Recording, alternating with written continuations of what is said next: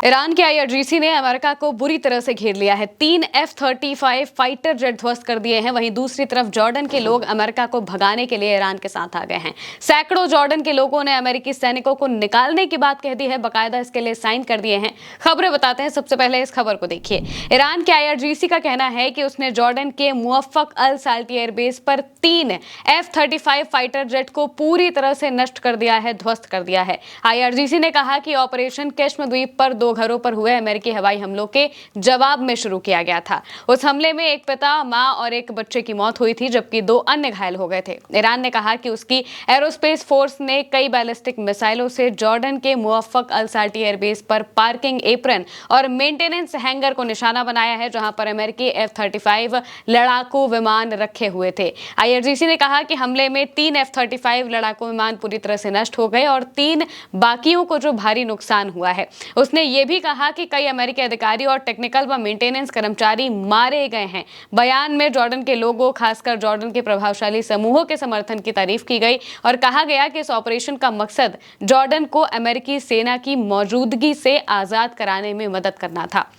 साथ ही यह भी कहा गया कि यह संघर्ष तब तक जारी रहेगा जब तक अमेरिकी सेना का आखिरी जवान उस इलाके से चला नहीं जाता। ईरान के साथ युद्ध के बीच जॉर्डन में अमेरिकी सैनिकों को वापस बुलाने की भी मांग बढ़ती जा रही है। यानी कि यहां पर सबसे बड़ी बात तो यह है कि ईरान ने अमेरिका के हमलों के बदले में यह भयानक हमला किया है। दरअसल एक दिन पहले ही अमेरिका की तरफ से हमला किया गया था। हमने कहा था कि ईरान इसकी जवाबी कार्रवाई जरूर करेगा। केश्म द्वीप के आसपास के इलाकों पर अमेरिका की जो सेना है वो हमला करती है और यहाँ पर कुछ बच्चों की जान चली जाती है, एक परिवार की जान चली जाती है, जिसकी वजह से ही ईरान काफी ज्यादा गुस्सा जाता है और फिर वो सीधे जॉर्डन में मौजूद अमेरिकी बेस पर अटैक करता है। और उस अटैक में बताया जा रहा है कि करीब 3 F-35 जो फाइटर जेट हैं उन्हें पूरी तरह से नुकसान पहुंचा है। ईरान ने उन्हें ध्वस्त कर दिया है और वहीं दूसरी तरफ जॉर्डन के लोग इस चीज़ में ईरान की मदद कर रहे हैं। यानी कि जो लोकेशन है, जो ट्रैकिंग डेटा है, ये सारी चीज़ें खुद जॉर्डन के लोग पहुंचा रहे हैं अमेरिका के इन सैनिकों की ईरान के पास, जिस वजह से ही ईरान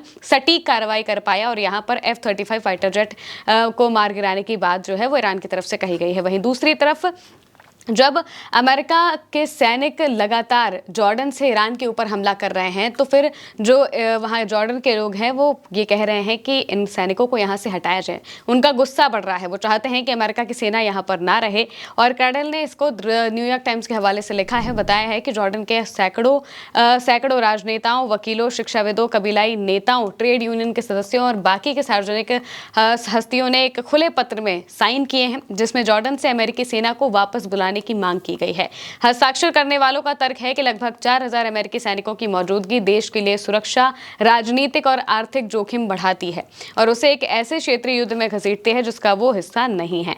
ये लेटर ऐसे समय पर आया है जब हाल के हफ्तों में ईरानी मिसाइलों और ड्रोनों ने बार बार जॉर्डन में अमेरिकी सैन्य ठिकानों और प्रतिष्ठानों को निशाना बनाया है, जिससे कि पूरे देश में हवाई हमले के सायरन बजने लगे।